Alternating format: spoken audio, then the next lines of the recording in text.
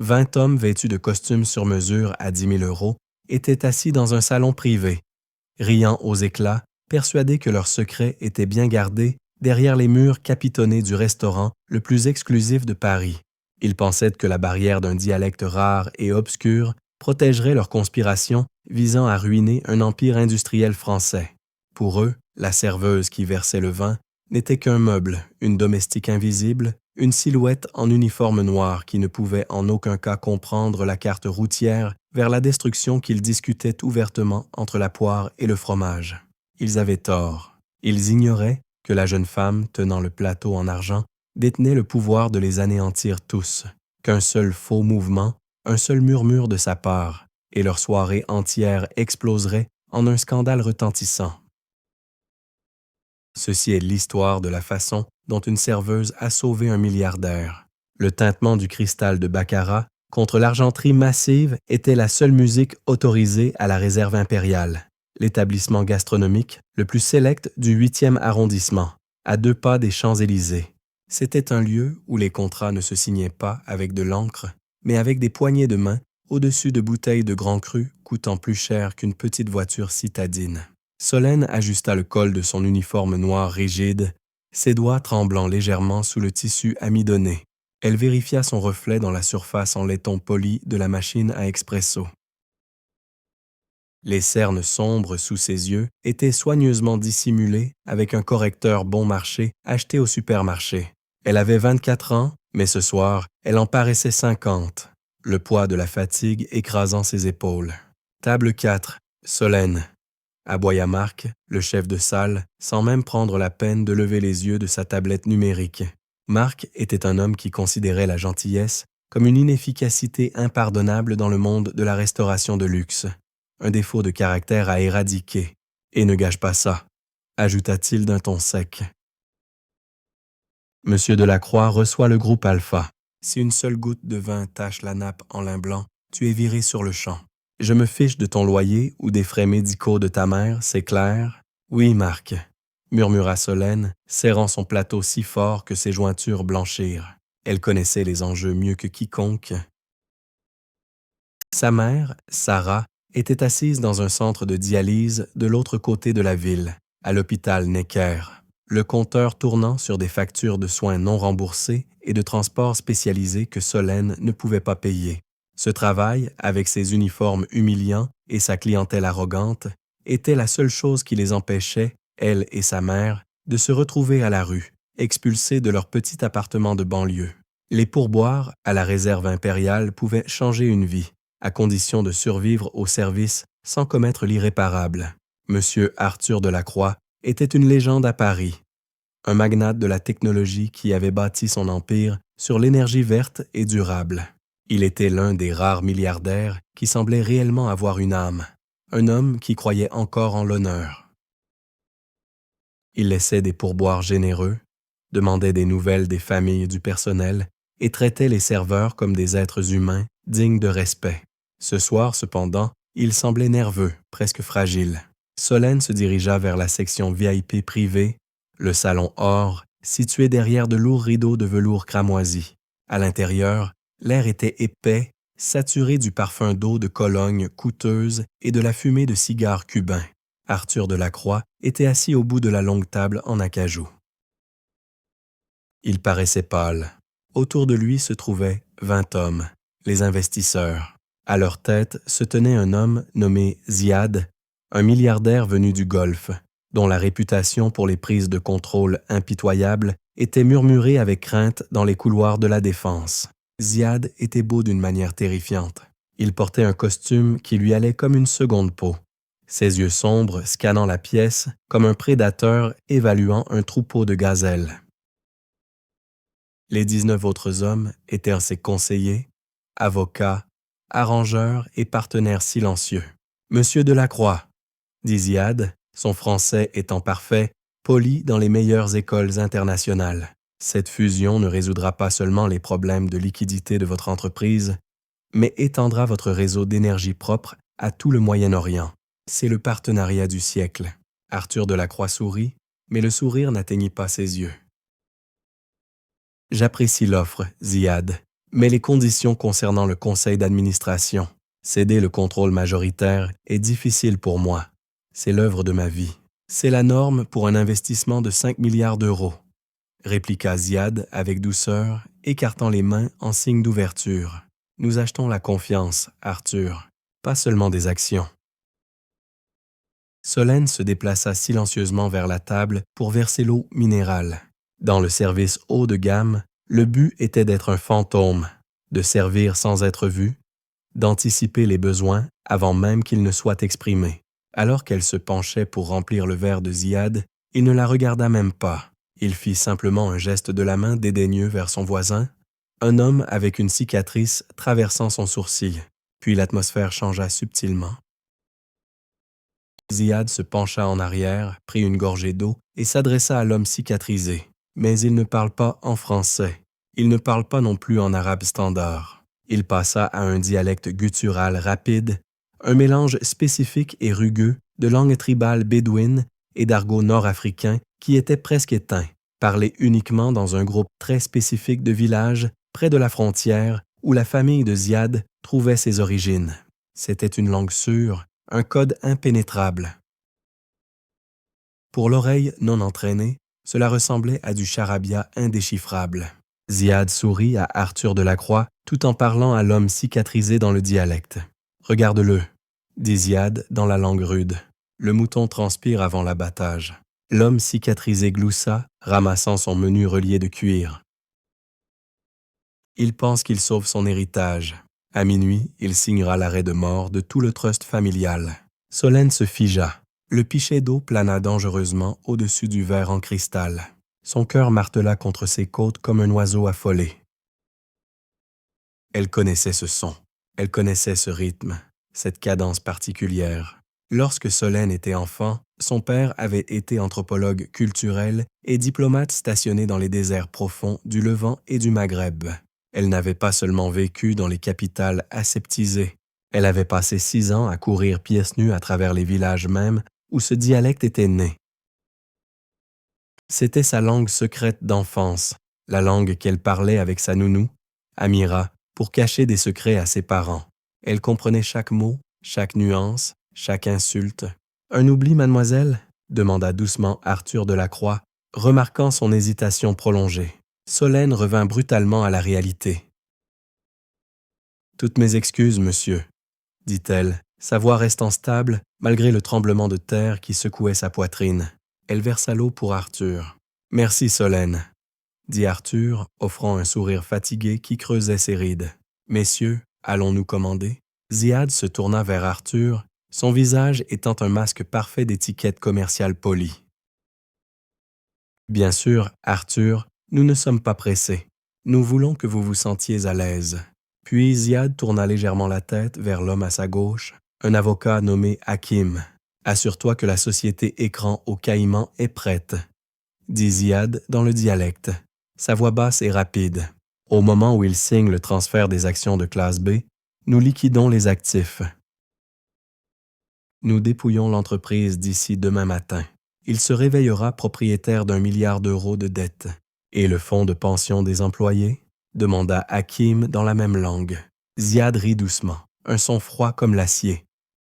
« C'est la première chose que nous drainons. Cela couvrira le carburant de nos jets privés. » Solène sentit une vague de nausée la submerger.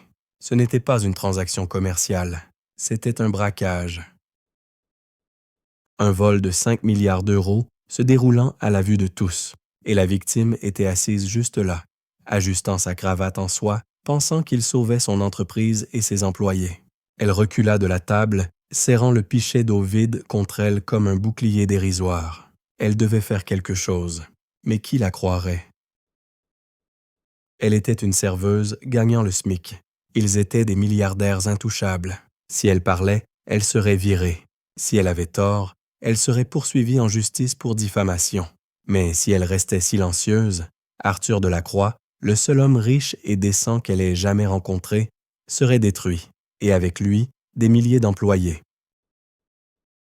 Solène se retira vers l'office, ses mains tremblant si fort qu'elle dut poser le pichet sur le comptoir en marbre pour ne pas le lâcher. « Qu'est-ce qui ne va pas chez toi? » siffla Marc, apparaissant de nulle part comme un mauvais présage. Tu as l'air d'avoir vu un fantôme. La table 4 a besoin de pain. Maintenant, Marc, murmura Solène, agrippant la manche de sa veste. Écoute-moi, les hommes à la table 4, ce ne sont pas des investisseurs. Marc retira son bras d'un coup sec, brossant sa veste de costume, comme si la pauvreté de Solène pouvait être contagieuse. Excuse-moi, sais-tu qui c'est? C'est Ziad Al-Hassan. Il possède la moitié des routes maritimes du Pacifique. Retourne au travail. Non, écoute, insista Solène d'une voix urgente, vérifiant par-dessus son épaule. Il parle un dialecte très spécifique. Je le comprends. Marc leva les yeux au ciel avec exaspération. Oh, bien sûr. La fille de banlieue comprend les conversations privées de la royauté saoudienne. Tu as appris ça entre deux services à la cafétéria? Mon père était diplomate. Claqua Solène plus fort qu'elle ne l'avait prévu. Nous avons vécu dans la région de Bardia. Il parle d'une société écran. Il prévoit de liquider les actifs de M. Delacroix au moment où il signe. Ils vont voler le fonds de pension. Marc la fixa pendant une seconde, son visage vide. Puis son expression se durcit en une grimace de mépris. « Solène, je vais te donner le choix, » dit Marc, sa voix glaciale. « Tu peux prendre cette corbeille de pain, sortir là-bas, sourire et faire ton travail. Ou tu peux pointer, partir et ne jamais revenir. Si tu déranges la réunion de M. Delacroix avec tes délires paranoïaques, je m'assurerai que tu sois mise sur liste noire dans tous les restaurants de Paris. Comment paieras-tu la dialyse de ta mère alors? » La menace la frappa comme une gifle physique. Il savait. Il connaissait son point faible, sa seule vulnérabilité. J'ai besoin de ce travail, murmura Solène, vaincue. Alors serre le pain, commanda Marc. Solène attrapa la corbeille de pain au levain chaud. Son estomac se tordit. Elle se sentait comme une complice. Elle retourna dans le salon or. L'ambiance avait changé. Des documents étaient maintenant sur la table, d'épaisses piles de papier juridique. Arthur Delacroix lisait une clause, ses lunettes perchées sur son nez. Ziad, cette clause sur la restructuration immédiate des actifs. C'est un peu vague. Ziad sourit, coupant un morceau de steak qu'un autre serveur venait de déposer. Arthur, vous vous inquiétez trop. C'est du jargon juridique standard pour l'efficacité. Nous voulons rationaliser vos opérations. Coupez le gras. C'est ainsi que nous vous rendrons rentable à nouveau. Ziad se tourna vers l'homme à sa droite. L'imbécile lit la page 4, se moqua Ziad dans le dialecte. Il ne réalise pas que la page 22 annule tout. La clause de procuration cachée dans l'annexe. Il ne lira pas aussi loin, répondit l'autre homme en rompant un morceau de pain. Les Français aiment s'entendre parler, mais n'ont aucune patience pour les détails. Il est désespéré. Solène plaça le pain sur la table. Elle était proche du coude de Ziad. Elle pouvait sentir son eau de Cologne hors de prix. Cela sentait l'argent et le mensonge. Elle regarda Arthur Delacroix. Il avait l'air épuisé. Il se frottait les tempes. « Tout va bien, monsieur Delacroix ?» demanda Solène. C'était une rupture de protocole. Elle n'était pas censée parler à moins qu'on ne lui adresse la parole. Arthur leva les yeux, surpris. « Juste un mal de tête, Solène. »« Longue journée peut-être, » interjeta Ziad, ses yeux se plissant vers Solène. « Nous devrions finir cela rapidement pour qu'Arthur puisse se reposer. Le vin, s'il vous plaît. » Ziad pointa la bouteille de Cabernet Sauvignon millésimé, un Château Margaux 1982, valant plus que l'appartement de Solène. Solène prit la bouteille. Elle devait l'ouvrir. Le rituel d'ouverture du vin prenait généralement une minute où tout le monde la regardait. Elle déboucha la bouteille. Son esprit s'emballait. Page 22. Procuration. Annexe. Elle devait le prévenir. Mais comment? Il y avait 20 témoins. Des gardes de sécurité se tenaient près de la porte. Marc la surveillait depuis le couloir comme un faucon. Alors qu'elle versait une goutte dans le verre d'Arthur pour qu'il goûte, sa main trembla. Une seule goutte rouge tomba sur la nappe blanche immaculée. La pièce devint silencieuse. Maladroite, ricana Ziad en français. Est-ce le meilleur personnel que vous ayez, Arthur? Arthur fit un geste de la main. C'est bon, Ziad. Les accidents arrivent. C'est juste une nappe. Ziad se tourna vers ses associés et marmonna dans le dialecte. Fable. Il tolère l'incompétence. C'est pourquoi il échoue. Nous licencierons tout le personnel demain, en commençant par elle. Solène se figea. Ils allaient virer tout le monde, de toute façon. Elle n'avait rien à perdre. Elle versa le vin dans le verre d'Arthur. Alors qu'elle se penchait, ostensiblement pour essuyer la goutte de vin de la table avec une serviette, elle prit une décision. Elle ne pouvait pas parler, mais elle pouvait écrire. Elle avait un carnet de commandes dans son tablier, mais le sortir serait suspect. Elle avait le bouchon de vin dans sa main et elle avait la serviette blanche. Non, c'était trop évident. Ziad la regardait comme un prédateur. Elle devait créer une distraction, ou elle devait utiliser la seule chose à laquelle ils ne s'attendèrent pas, le dialecte. Si elle leur parlait dans leur propre langue, cela les choquerait, mais cela les alerterait aussi. Ils nieraient, la traîtresse menteuse, et la feraient renvoyer avant qu'elle ne puisse expliquer à Arthur ce qu'ils avaient dit. Elle devait être plus intelligente. Elle devait le prouver.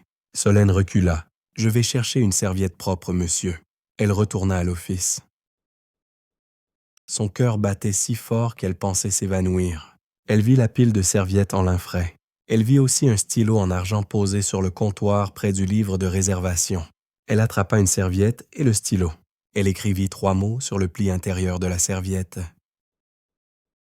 Page 22, annexe.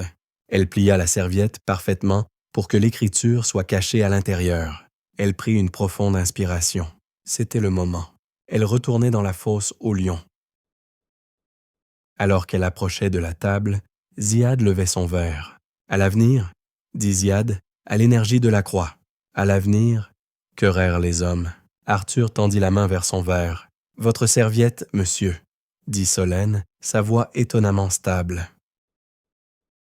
Elle plaça le linge frais à côté de la main d'Arthur. Elle pressa son index dessus une fraction de seconde trop longtemps, captant le regard d'Arthur. « Pour vos mains, monsieur, » dit-elle avec une intensité étrange. Arthur fronça les sourcils, sentant le changement dans son attitude. Il regarda la jeune fille. Il vit la terreur dans ses yeux, masquée par la discipline professionnelle. Il prit la serviette. Ziad était occupé à rire avec son voisin. Regarde-le boire. Il boit le vin de ses propres funérailles. Arthur déplia la serviette sur ses genoux, sous le niveau de la table. Solène retint son souffle. Arthur baissa les yeux. Il vit l'encre noire contre le lin blanc. Page 22. Annexe. Arthur se raidit. Il ne leva pas les yeux brusquement. Il ne haleta pas. C'était un joueur de poker, lui aussi. Il s'essuya lentement la bouche avec la serviette, froissant le message dans son poing. « Quelque chose ne va pas, Arthur ?» demanda Ziad, sentant le changement dans l'air. « Vous n'avez pas touché votre vin. » Arthur regarda Ziad, puis il regarda Solène. « En fait, » dit Arthur, sa voix baissant d'une octave, perdant sa chaleur. « Je viens de me souvenir de quelque chose. Je n'ai pas examiné l'annexe. » Le silence dans la pièce était assourdissant. Le sourire de Ziad vacilla pour la première fois. « L'annexe, c'est juste du verbiage, Arthur. Des formalités juridiques standards. Je suis sûr que c'est le cas. » dit Arthur, tendant la main vers l'épais contrat. « Mais je suis pointilleux sur les détails. Regardons la page 22, n'est-ce pas? » Les yeux de Ziad se posèrent sur Solène. Il regarda la serveuse. Il regarda la peur dans ses yeux, puis le défi. Il ne savait pas comment elle savait, mais il savait quelle était la fuite. Ziad se leva lentement. « Arthur, c'est insultant. Nous vous apportons 5 milliards, et vous tergiversez sur de la paperasse. Asseyez-vous, Ziad, » dit Arthur, sa voix comme de l'acier. Il tourna les pages. 18, 19, 20. « Arrêtez-le, » dit Ziad dans le dialecte à l'homme debout derrière la chaise d'Arthur, un garde du corps déguisé en assistant. « Cassez-lui la main s'il le faut. » Ne le laissez pas lire cette page. Le garde du corps bougea. « Attention !» hurla Solène, laissant tomber le plateau de verres à vin. Fracas. Le bruit du verre brisé explosa à travers la pièce. Le garde du corps se jeta sur Arthur, non pas pour lui casser la main, mais pour saisir le document. Arthur arracha les papiers, pivotant sur sa chaise. « Sécurité !» hurla Arthur. La pièce éclata en chaos. Les 20 investisseurs se levèrent simultanément, leurs chaises crissant contre le sol. Ziad pointa un doigt vers Solène. « Attrapez-la !» Le fracas de 20 verres à vin en cristal se brisant contre le parquet ressemblait moins à une erreur qu'à un coup de feu.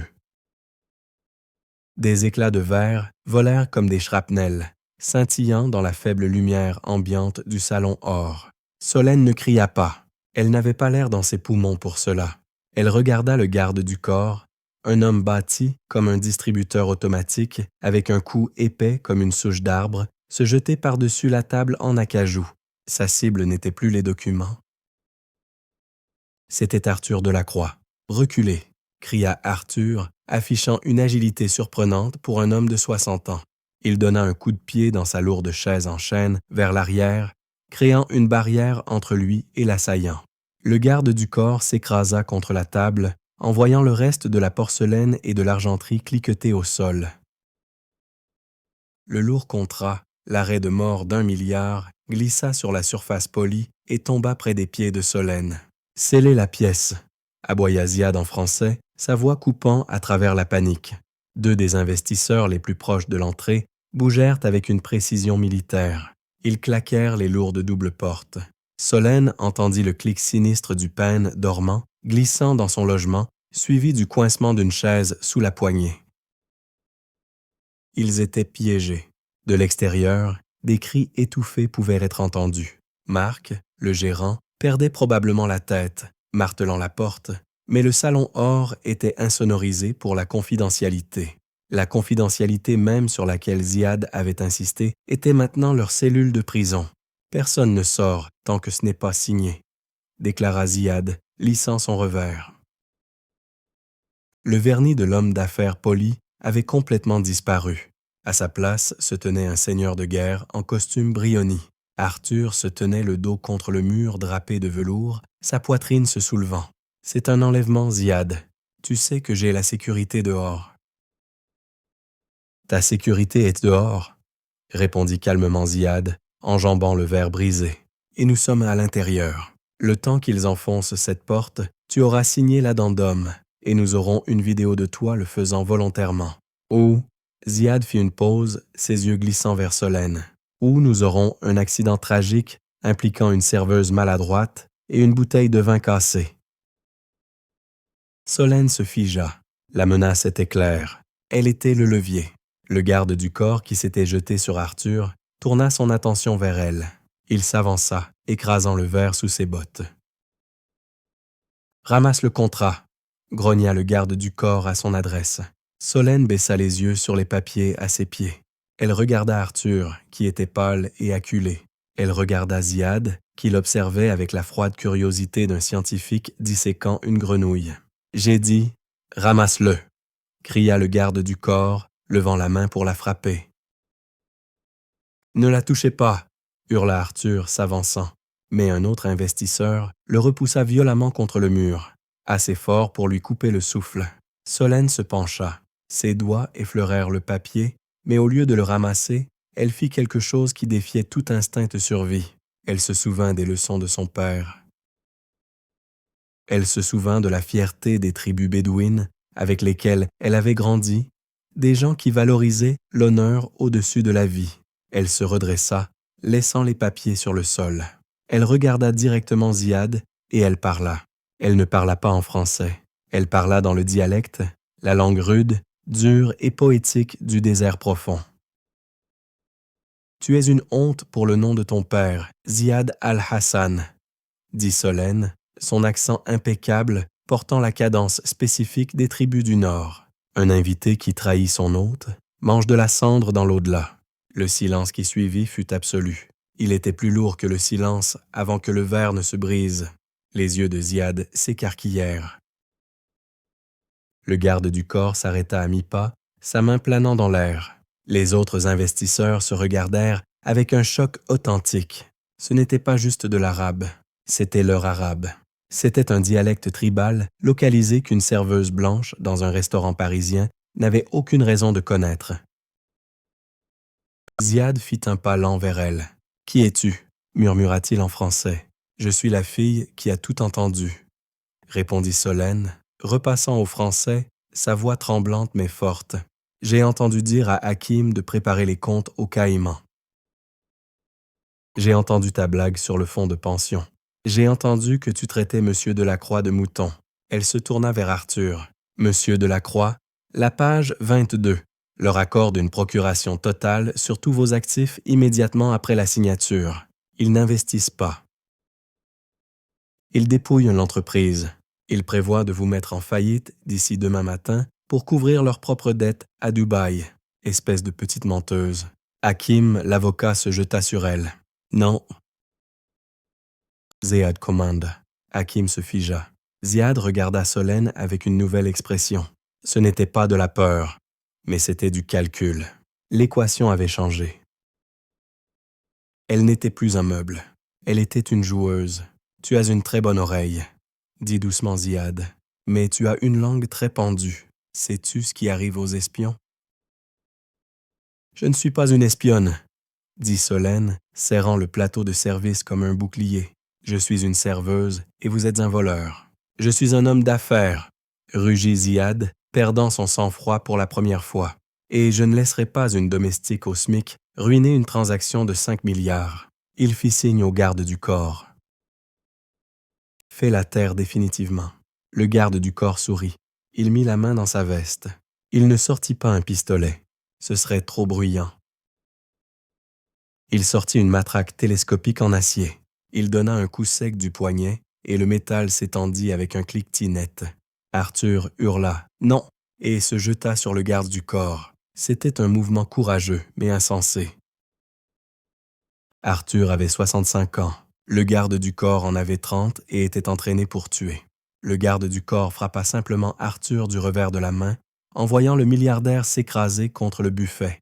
Arthur s'effondra au sol, gémissant, du sang coulant de sa lèvre. « Maintenant » dit le garde du corps, se tournant vers Solène. « Juste toi et moi, chérie. » Solène recula jusqu'à ce qu'elle heurte le mur. Il n'y avait nulle part où aller. La porte était bloquée. Arthur était à terre. Elle était seule avec 20 hommes qui la voyaient comme un fil lâche à couper. Le garde du corps leva la matraque. Soudain, un boom massif secoua la pièce. Tout le monde tressaillit. Boum! Les doubles portes tremblèrent. Le bois éclata autour de la serrure. Boum! Ouvrez cette porte. Police nationale. La voix était amplifiée, résonnant à travers les fissures. Le visage de Ziad devint blême. La chronologie s'était effondrée. Le téléphone, siffla Ziad à Hakim. Quelqu'un a-t-il vérifié les lignes téléphoniques? Solène leva son autre main qu'elle gardait derrière son dos. Dans sa prise tremblante se trouvait son téléphone portable personnel. L'écran brillait. « J'ai composé le 17 quand je suis allé chercher la serviette, » murmura-t-elle. La ligne est ouverte depuis 3 minutes. Ils ont tout entendu. Ils t'ont entendu menacer de me tuer. Ziad fixe le téléphone. Il regarda la matraque dans la main de son garde du corps. Il regarda les visages terrifiés de ses investisseurs. Les portes s'ouvrirent avec fracas. Des éclats de bois volèrent vers l'intérieur, alors que les lourdes portes en chêne cédaient. 4 officiers de la BAC en tenue tactique prirent d'assaut la pièce, armes au poing, suivis de 2 membres de l'équipe de sécurité personnelle d'Arthur. « Lâchez l'arme au sol maintenant !» Le garde du corps lâcha la matraque. Elle cliqueta sur le sol à côté du verre brisé. Ziad leva lentement les mains, son visage masquant la fureur qui brûlait derrière ses yeux. Il regarda Solène. « Ce n'est pas fini, petit oiseau », articula-t-il sans bruit dans le dialecte. « Tu as déclenché une guerre. » Solène s'affaissa contre le mur, ses jambes cédant enfin. Elle glissa jusqu'au sol, la chute d'adrénaline la frappant comme un raz-de-marée. Elle regarda les officiers menotter le garde du corps. Mais alors que la police se dirigeait vers Ziad, le milliardaire mit simplement la main dans sa poche et sortit un petit portefeuille en cuir.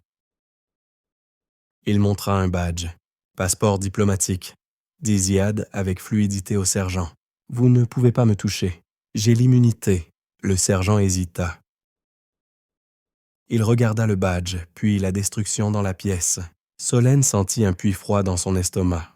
Après tout ça, allait-il s'en sortir? Le salon or était maintenant une scène de crime. Du ruban jaune était tendu à travers l'encadrement de portes brisées.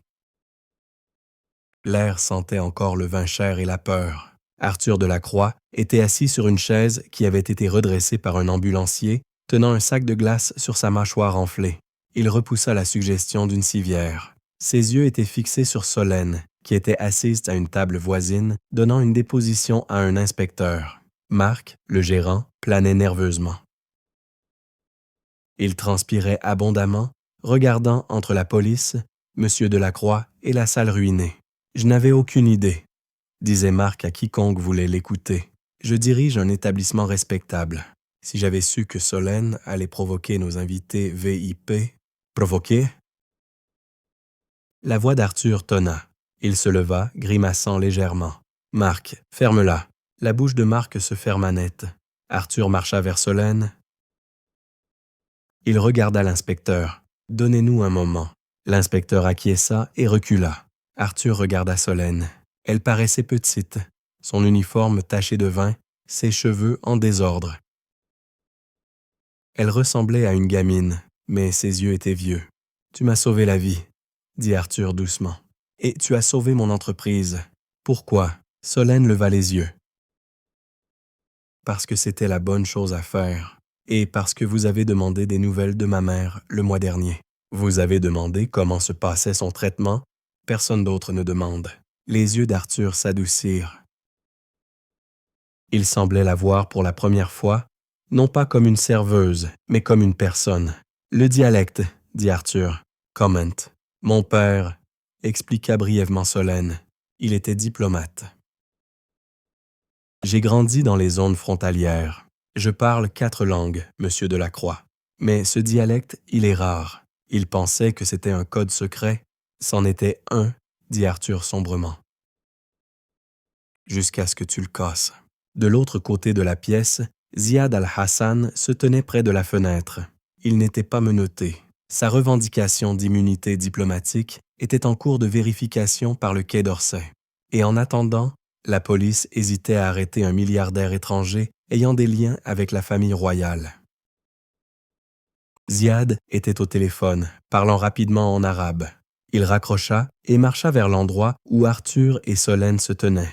Les policiers se tendirent, mains planant sur leurs étuis. « Arthur, » dit Ziad, sa voix dégoulinant de faux regrets. « Cela a été un terrible malentendu.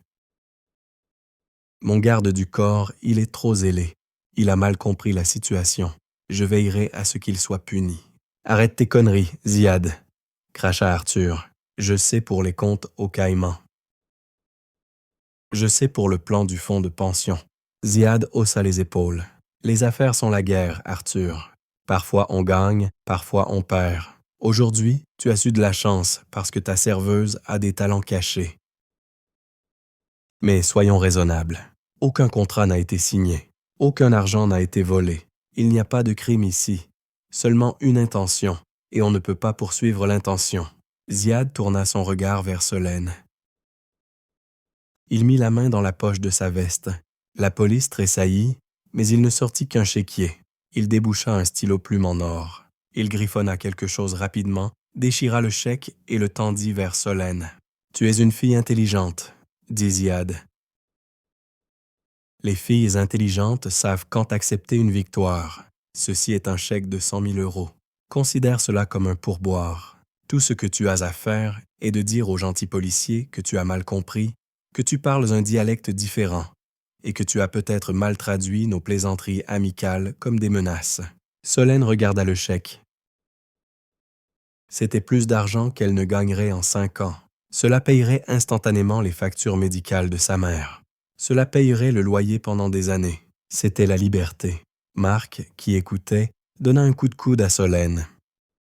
« Solène, » siffla-t-il, « prends-le. Ne sois pas stupide. Pense à ta mère. » Arthur ne dit pas un mot. Il la regarda simplement. Il ne l'arrêterait pas. Il savait combien d'argent cela représentait pour quelqu'un comme elle. Solène tendit la main et prit le chèque. Ziad sourit. Un sourire prédateur et victorieux. Bonne fille. Solène regarda le chèque. Elle regarda les zéros. Puis elle regarda Ziad dans les yeux. Vous pensez que tout le monde a un prix? Dit doucement Solène. Tout le monde en a un, répondit Ziad. Solène déchira le chèque en deux, puis en quatre. Elle laissa les morceaux de confetti tomber sur le sol taché de vin. Pas moi, dit-elle. Et pas les gens que vous prévoyez de voler. Elle se tourna vers l'inspecteur. Officier, je suis prête à signer ma déposition sous serment. Je l'ai entendu ordonner à ses hommes de liquider le fonds de pension. Je l'ai entendu ordonner à son garde du corps de casser la main de Monsieur Delacroix. Et je l'ai entendu ordonner à son homme de me tuer. C'est une conspiration pour commettre une fraude, une agression et une tentative de meurtre. L'immunité ne couvre pas les crimes capitaux commis sur le sol français, n'est-ce pas? L'inspecteur sourit, un regard sombre et satisfait. Non, mademoiselle. Généralement pas. Le sourire de Ziad disparut. Pour la première fois, il sembla réellement ébranlé. Le récit du malentendu ne tiendrait pas si elle témoignait des commandes spécifiques données dans le dialecte. « Tu le regretteras », siffla Ziad, sa voix tombant dans un murmure venimeux. « Tu es une serveuse. Tu n'es rien. Je t'enterrerai sous les procès. Je te ferai suivre. Tu ne travailleras plus jamais dans cette ville. » Elle ne travaillera plus dans cette ville en tant que serveuse, interrompit Arthur, s'interposant entre Ziad et Solène. Parce qu'elle ne sera plus serveuse, Arthur se tourna vers Solène. Tu as clairement un ensemble de compétences qui est gâché à verser du vin. Mon entreprise a besoin de gens qui savent écouter, qui savent traduire et qui ont une intégrité qui ne peut pas s'acheter pour 100 briques. Tu es embauchée, Solène, en tant que ma liaison exécutive personnelle. Le salaire de départ est le double de n'importe quel chèque qu'il vient de t'offrir. La pièce devint silencieuse. Marc laissa tomber sa tablette. Ziad fixa Arthur. Tu fais une erreur, Arthur. Tu déclares la guerre au groupe Al-Hassan. Sors de mon restaurant, dit Arthur, et sors de mon pays. L'inspecteur s'avança. Monsieur Al-Hassan, nous venons de recevoir des nouvelles du procureur de la République. Ils vous retiennent pour interrogatoire concernant l'agression. Votre immunité est en cours d'examen. Veuillez nous suivre. Alors que Ziad était emmené, flanqué d'officiers, il ne se débattit pas. Mais en passant devant Solène, il s'arrêta. Il ne parle pas. Il tapa juste sa tempe avec son index. Une promesse silencieuse qu'il se souviendrait de son visage. Solène le regarda partir, ses genoux tremblant à nouveau. « Vous étiez sérieux ?» demanda-t-elle à Arthur, sa voix à peine un murmure. « À propos du travail. Je ne bluffe jamais en affaires, Solène, » dit Arthur, prenant un mouchoir et essuyant le sang de sa lèvre. « Mais tu dois savoir. » Ziad ne s'arrêtera pas. Il a des partenaires. Il a 20 investisseurs. Rappelle-toi, nous en avons attrapé un. Il y en a 19 autres dehors et ils viennent de perdre un accord de 5 milliards à cause de toi. Arthur la regarda sérieusement. Ta vie vient de changer, Solène, mais elle vient de devenir beaucoup plus dangereuse. Es-tu prête pour ça? Solène regarda les morceaux déchirés du chèque sur le sol. Elle pensa à sa mère. Elle pensa à la peur qu'elle avait ressentie lorsque les portes avaient été verrouillées. Et puis, elle pensa au pouvoir qu'elle avait ressenti lorsqu'elle avait dit la vérité. « Je suis prête », dit-elle, mais elle ne l'était pas. Aucun d'eux ne savait que l'arrestation de Ziad n'était que le coup d'envoi. Les 19 autres investisseurs n'étaient pas seulement des hommes d'affaires. Ils faisaient partie d'un syndicat connu sous le nom de « Le Cercle » et ils ne croyaient pas au procès. Ils croyaient en l'élimination. Alors que Solène sortait du restaurant ce soir-là, flanquée de la sécurité d'Arthur, une berline noire aux vitres teintées était garée de l'autre côté de la rue, le moteur tournant au ralenti dans l'obscurité. À l'intérieur, un homme observait à travers un téléobjectif. Il prit une photo de Solène. Il décrocha son téléphone et composa un numéro. « La cible est identifiée ?» dit-il, parlant dans le même dialecte que Solène connaissait si bien. « Initiez la phase 2. » 3 semaines s'étaient écoulées depuis la nuit à la réserve impériale. Pour le monde extérieur, Solène Vance n'était qu'une serveuse chanceuse qui avait trébuché sur un scandale d'entreprise. Les journaux l'appelaient la lanceuse d'alerte à 1 milliard. Mais à l'intérieur de la forteresse de verre et d'acier, du siège de l'énergie de la Croix à la Défense, Solène connaissait la vérité. Elle était une cible. Sa vie s'était transformée du jour au lendemain. Ne portant plus un tablier taché, elle portait maintenant des tailleurs bleu marine ajustés que la styliste personnelle d'Arthur avait sélectionnés pour elle. Elle était assise dans un bureau d'angle au 40e étage, examinant des transcriptions codées et des journaux de communication internationaux. Son titre officiel était liaison exécutive, mais son vrai travail était écouteuse en chef. Ziad Al-Hassan était en liberté sous caution. Son équipe d'avocats hors de prix avait soutenu que les menaces n'étaient que des idiomes culturels mal compris par une serveuse sans éducation. Il était confiné dans un penthouse de luxe, avenue Montaigne, avec un bracelet électronique, mais son influence n'avait pas de frontières. Les attaques commencèrent un mardi matin. Cela débuta subtilement. Les serveurs internes de l'énergie de la Croix plantèrent pendant 10 minutes. Puis une chaîne d'approvisionnement à Toulouse fut arrêtée en raison d'une erreur administrative qui coûta 2 millions d'euros à l'entreprise en 1 heure. Arthur fit irruption dans le bureau de Solène, claquant un dossier sur son bureau. Il paraissait avoir pris 10 ans de plus qu'au restaurant. « Il nous saigne », dit Arthur, sa voix tendue. 19 procès différents déposés dans 19 juridictions différentes ce matin. Violations environnementales, contrefaçon de brevets, conflit de travail, tout est faux. Mais il gèle nos actifs jusqu'à ce qu'ils soient résolus. C'est un essaim coordonné. Solène prit le dossier. Elle scanna les noms des plaignants, des sociétés écrans, des SARL enregistrés au Luxembourg, au Panama et à Malte. « C'est le cercle », dit Solène, pointant un motif dans les heures de dépôt. « Regardez les horodatages. Ils ont tous été déposés à quelques secondes d'intervalle. C'est algorithmique. Nous savons qui c'est. » Arthur soupira, arpentant la pièce, mais nous ne pouvons pas le prouver. Ziad joue la victime sur les chaînes d'infos en continu, prétendant que je l'ai piégé pour voler son capital d'investissement.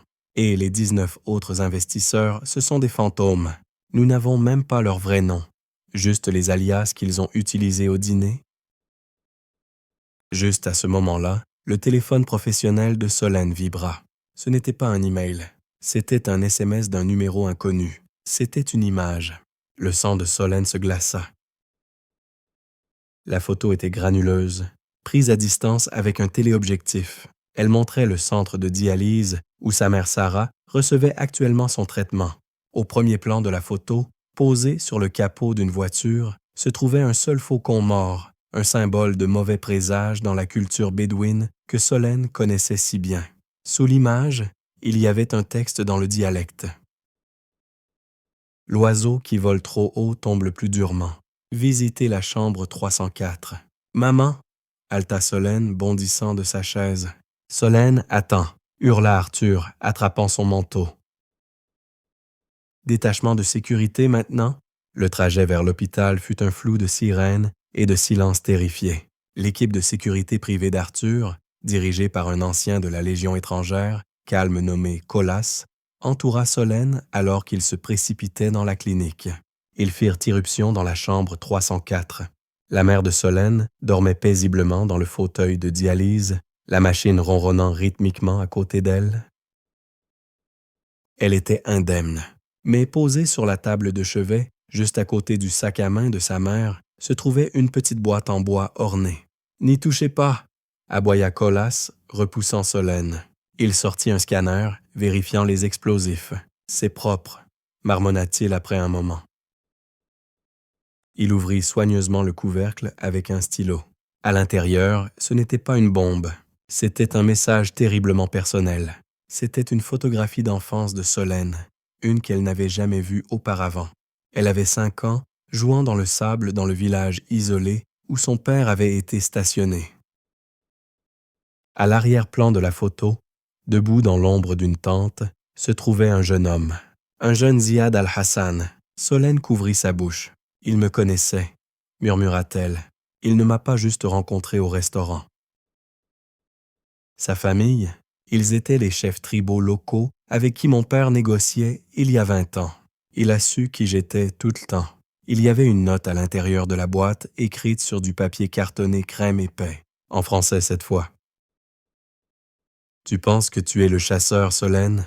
Tu n'es qu'un chat errant que nous avions l'habitude de nourrir. Démissionne avant minuit. Rétracte ta déclaration ou la prochaine boîte ne contiendra pas de photos. » Arthur s'avança, son visage sombre de fureur. « Cola, je veux une garde de 24 heures sur Sarah Vance. Transférez-la à l'aile privée de l'hôpital américain. Personne n'entre sans un scan rétinien. Personne. » Il se tourna vers Solène. « Ça s'arrête maintenant. Je ne vais pas les laisser te terroriser. Nous ne pouvons pas gagner une guerre défensive, Arthur, » dit Solène, sa voix tremblante, mais sa résolution se durcissant. Elle fixa la photo d'elle-même. Ils sont partout. Ils ont plus d'argent, plus d'avocats et aucune morale. Si nous continuons à attendre qu'ils frappent, ils finiront par passer. Alors, que faisons-nous? Demanda Arthur. Solène leva les yeux, ses yeux froids. Nous arrêtons d'être la victime. Ziad pense que je suis juste un témoin. Il pense que je suis une petite fille effrayée qui a eu de la chance. Il ne réalise pas que je n'ai pas seulement appris la langue. J'ai appris la culture. Je sais comment il pense. Elle prit la photo. Dans le dialecte, il y a un dicton. Pour attraper un loup, tu dois saigner comme un mouton. Ce qui signifie... Demanda Arthur. Ce qui signifie que nous devons leur faire croire qu'ils ont gagné, dit Solène. Nous devons leur donner exactement ce qu'ils veulent. Vous allez déclarer faillite, Arthur. Arthur la fixa. Pardon? Une fausse faillite, corrigea Solène. Nous annonçons que les procès ont gelé vos liquidités, que l'énergie de la croix s'effondre. Vous appelez à une vente aux enchères de liquidation d'urgence. Vous invitez les plus offrants à venir nettoyer la carcasse. Ils viendront, réalisa Arthur, un sourire se formant lentement. Les 19 investisseurs, ils ne pourront pas résister à l'envie d'acheter ma technologie pour des centimes. C'est le trophée ultime. Exactement, dit Solène. Nous attirons les 19 dans une seule pièce. Nous les forçons à sortir de l'ombre, et quand ils signeront les accords d'achat, nous n'enregistrerons pas seulement les signatures, nous enregistrerons tout. Arthur hocha la tête lentement. Le piège du dialecte, deuxième partie. Le piège fut tendu pour le samedi soir.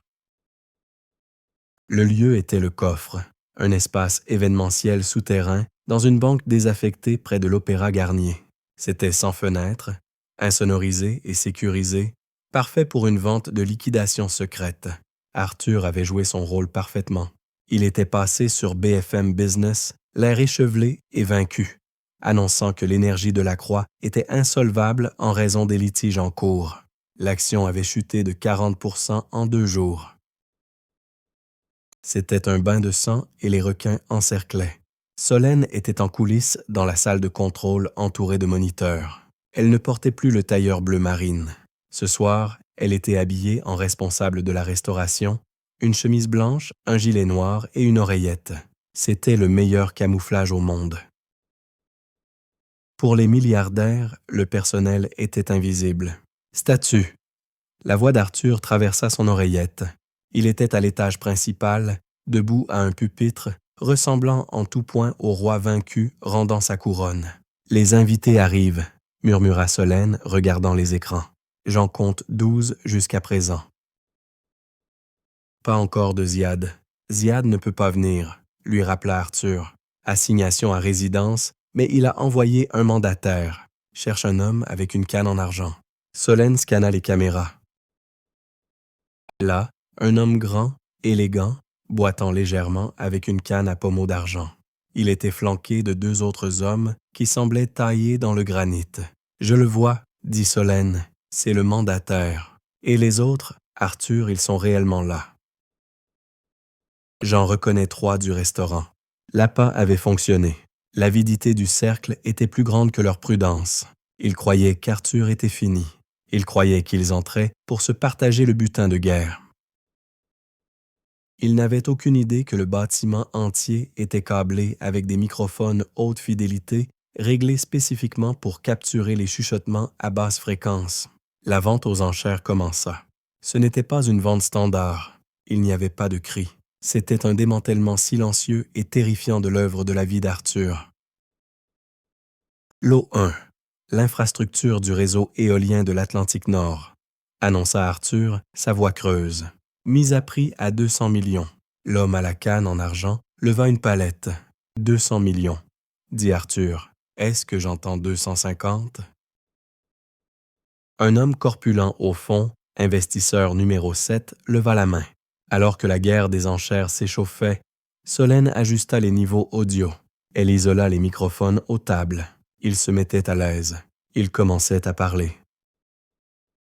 Elle filtra le bavardage en français et en anglais. Elle engagea le logiciel de reconnaissance qu'elle avait aidé à calibrer, cherchant le dialecte. Cela commença comme un filet d'eau. L'Américain est brisé, chuchota l'investisseur numéro 7 à son associé dans le dialecte, se référant aux origines d'Arthur. Regarde ses mains trembler. Nous posséderons le réseau avant minuit. Est-ce que Ziad a sa part? Demanda l'associé. Ziad est un boulet, répondit le numéro 7, riant doucement.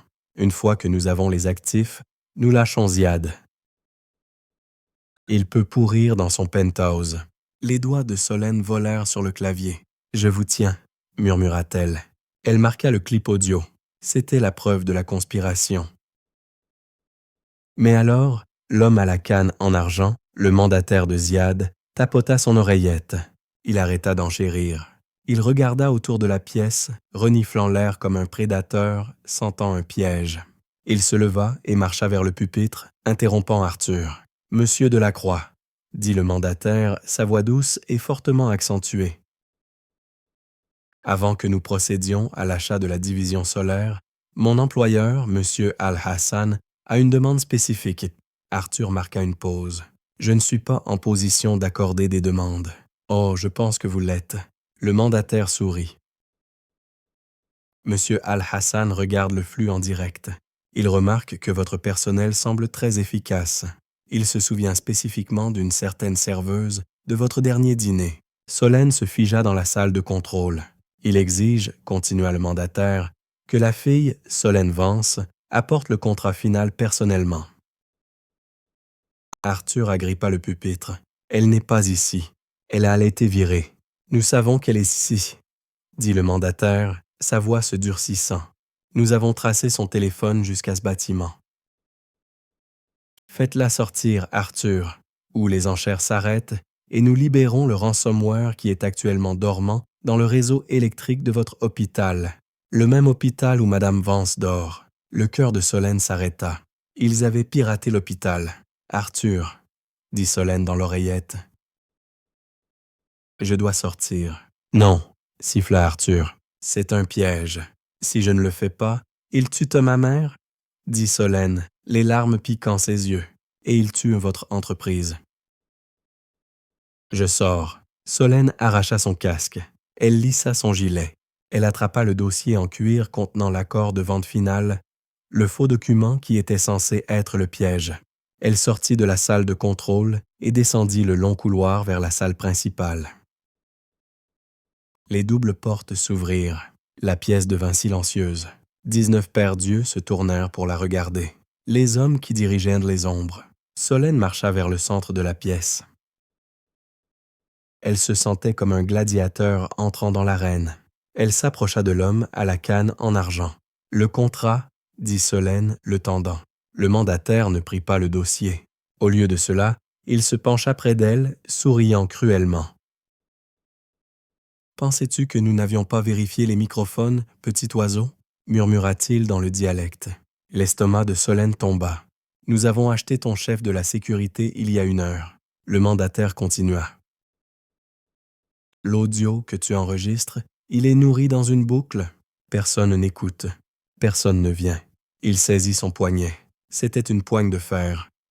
« Arthur Delacroix, » cria le mandataire en français. « L'accord est annulé. Nous prenons les actifs et nous prenons la fille comme garantie. » Arthur fit signe à Colas, son chef de la sécurité. Colas, arrêtez-les. Colas se tenait près de la porte, les bras croisés. Il ne bougea pas. Il regarda Arthur avec un regard vide. « Désolé, monsieur Delacroix, » dit Colas. Le plan de retraite qu'ils ont offert était juste trop bon. Treheson, une trahison froide et absolue. Les investisseurs se levèrent. Ils n'étaient pas là pour acheter l'entreprise. Ils étaient là pour exécuter une prise de contrôle hostile, physiquement et légalement. Le mandataire tira Solène vers lui, l'utilisant comme bouclier humain. « Messieurs, les sorties sont scellées. Monsieur Delacroix, vous signerez le transfert de pouvoir maintenant ou Solène meurt ici même devant vous. » Il sortit un petit pistolet silencieux de sa veste et le pressa contre la colonne vertébrale de Solène. Solène ne pouvait pas respirer. Elle regarda Arthur qui était impuissant. Elle regarda Colas, le traître. Elle réalisa qu'elle avait fait une erreur fatale. Elle s'était fiée à la technologie. Elle s'était fiée au microphone et aux serveurs et aux lois françaises. Mais elle avait affaire à des hommes qui vivaient selon les lois du désert. Cependant, le mandataire avait fait une erreur, lui aussi. Il la tenait proche, très proche, et il était arrogant. Solène se souvint du cadeau que Ziad avait envoyé, le faucon mort. Pour attraper un loup, tu dois saigner comme un mouton. Elle n'était plus un mouton. Signé Arthur, hurla Solène, les larmes coulant sur son visage. S'il vous plaît, bonne fille, murmura le mandataire à son oreille. Solène laissa son corps devenir mou, feignant un évanouissement. Le mandataire, surpris par le poids mort soudain, ajusta instinctivement sa prise pour la rattraper. Dans cette fraction de seconde de déséquilibre, Solène ne tomba pas. Elle pivota. Elle ne connaissait pas le karaté. Elle ne connaissait pas le judo, mais elle connaissait le service. Elle savait comment naviguer dans un espace bondé avec une précision mortelle. Et elle avait un stylo dans sa poche, un stylo tactique en acier lourd qu'Arthur lui avait donné juste au cas où. Elle planta le stylo dans la cuisse du mandataire avec chaque once de force qu'elle possédait. Le mandataire hurla, sa jambe flanchant, le coup de feu partit dans le sol. Solène se libéra et rampa vers le pupitre. « Arthur !» L'alarme incendie. Arthur n'hésita pas. Il abattit son poing sur le bouton de dérogation d'urgence du pupitre. Les sirènes éruptèrent. Les arroseurs automatiques prirent vie en sifflant, inondant la pièce d'un torrent d'eau. Le chaos s'ensuivit. L'eau rendit le sol en marbre glissant comme de la glace. Les investisseurs, âgés et inaptes, glissèrent et trébuchèrent. À l'ascenseur, Arthur attrapa la main de Solène. Ils coururent. Colas, le garde-traître, se jeta sur eux, mais glissa sur le sol mouillé, s'écrasant lourdement contre une table. Ils atteignirent l'ascenseur privé. Arthur frappa le code. Les portes se fermèrent juste au moment où le mandataire tirait 2 autres coups. Les balles ricochèrent sur les portes en acier qui se fermaient.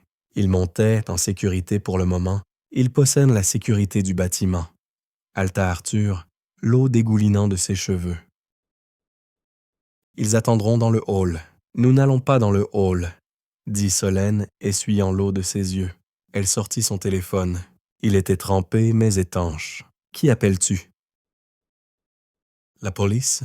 demanda Arthur. « Colas les a payés ou retardés. »« Non, » dit Solène, ses yeux féroces. « J'appelle le seul groupe de gens que Ziad a oublié.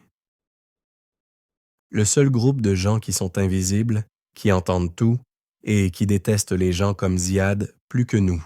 Qui? Le syndicat de l'industrie du service, dit Solène. Les serveurs, les commis, les valets, les portiers. Elle appuya sur envoyer sur un SMS de masse qu'elle avait préparé des semaines plus tôt. Un code noir à chaque travailleur du service dans un rayon de 5 pâtés de maison. Message. Riches hommes dans le coffre viennent d'agresser le personnel. Ils nous piègent. Bloquez les sorties. Appelez la presse. Émeute. Solène regarda Arthur. Ziad a des milliards, mais j'ai les gens qui garent ses voitures et servent sa nourriture. Voyons-le combattre 1000 Parisiens en colère. Les portes de l'ascenseur tintèrent, un son joyeux qui semblait grotesquement déplacé. Alors que les portes en acier s'ouvraient sur le hall en marbre de l'ancien bâtiment bancaire, Arthur et Solène furent accueillis par un mur de costumes noirs. 6 mercenaires payés par le cercle se tenaient en demi-cercle, armes au poing. Derrière eux, à travers les portes tournantes en verre, la rue semblait sombre et vide. « Terminus, monsieur Delacroix », ricana le mercenaire en chef. « Donnez la fille. » Arthur se mit devant Solène, la protégeant. « Si vous la voulez, vous passez par moi. »« Ça peut s'arranger, » dit le mercenaire, levant son arme. Soudain, un son assourdissant brisa la tension. Ce n'était pas un coup de feu. C'était le klaxonnement de 100 voitures. Honk, honk, honk. Les mercenaires tressaillirent, regardant vers les portes en verre. Des phares brillants inondèrent le hall, les aveuglant. Dehors, une flotte chaotique de véhicules avait bloqué la rue. Des taxis parisiens, des VTC, des camions de livraison et des voitures de valet. Puis les portes s'ouvrirent avec fracas. Ce n'était pas la police. C'était l'armée que Solène avait convoquée. Des portiers en longs manteaux, des chefs portant encore leurs tabliers, des commis, des valets et des barmanes. Des centaines d'entre eux. Ils se déversèrent dans le hall, comme un raz-de-marée de colère juste. « C'est elle !» cria un valet pointant Solène. « C'est la sœur. » Les mercenaires étaient confus. Ils étaient entraînés pour combattre des soldats, pas une foule de citoyens en colère. Ils hésitèrent, réticents à ouvrir le feu sur une foule de civils en pleine vue de la rue. Cette hésitation leur coûta tout. Un sous-chef costaud plaqua le mercenaire principal, faisant tomber l'arme de sa main. 2 portiers d'hôtel en épinglèrent un autre contre le mur. La masse pure de la main-d'œuvre invisible submergea l'équipe de sécurité hautement entraînée en quelques secondes. Le mandataire, boitant à cause de la blessure par stylo dans sa jambe, trébucha hors de l'ascenseur derrière Arthur. Il se figea, regardant son équipe d'élite être démantelée par des hommes et des femmes qu'il avait passé sa vie à ignorer. « Vous, sale rat !» hurla le mandataire. Solène s'avança, sa voix résonnant au-dessus du chaos. « Nous ne sommes pas des rats, » dit-elle. « Nous sommes les gens qui cuisinent votre nourriture, garent vos voitures et nettoient vos dégâts. Et ce soir, nous sortons les poubelles. » Les sirènes hurlèrent enfin au loin. De vraies voitures de police se frayaient un chemin à travers l'embouteillage. Les hélicoptères des nouvelles circulaient déjà au-dessus, leurs projecteurs illuminant la scène. La rébellion des serveurs était diffusée en direct au monde entier. Le cercle était brisé. Avec le projecteur public sur eux, les 19 investisseurs ne pouvaient pas se cacher. Les preuves numériques que Solène avait marquées plus tôt, combinées à l'agression physique dont avaient été témoins des centaines de personnes, menèrent à la plus grande mise en examen pour crime organisé de l'histoire de Paris. 1 mois plus tard, Arthur Delacroix entra dans la réserve impériale nouvellement rénovée. Il n'était pas là pour manger. Il passe devant les tables vers la section VIP. Solène était là. Elle ne portait pas d'uniforme. Elle portait un blazer ajusté, assise en tête de table. « Le conseil a approuvé la restructuration, » dit Arthur, posant un dossier. « L'énergie de la Croix est en sécurité et le fonds de pension est entièrement restauré. » Solène sourit. « Hésiade extradé, » dit Arthur. « Il fait face à des accusations dans 3 pays. Il s'avère que lorsque vous perdez votre argent, vous perdez votre immunité. » Arthur tire une chaise. « Alors, Solène, tu as sauvé l'entreprise. Tu as lancé un mouvement. Quelle est la suite? » La politique, l'école de droit. Solène regarda le menu. Le même menu qu'elle mémorisait autrefois pour les pourboires. « En fait, » dit-elle, prenant son verre de vin, « je pensais étendre l'entreprise. Quelqu'un doit enseigner à la prochaine génération d'écouteurs, parce qu'il y a beaucoup de tables dans cette ville, Arthur, et on ne sait jamais qui écoute. Et c'est l'histoire incroyable de Solène, la serveuse qui a fait tomber une conspiration mondiale avec rien d'autre que ses oreilles et son courage. Cela nous rappelle que peu importe la puissance que quelqu'un pense avoir, il ne devrait jamais sous-estimer les gens qui le servent. Les gens invisibles voient tout. Et comme Solène l'a prouvé, la vérité trouve toujours un moyen d'être entendue. Qu'auriez-vous fait à la place de Solène? Auriez-vous pris le pot de vin de 100 000 € et seriez-vous parti? Ou auriez-vous risqué votre vie pour la vérité?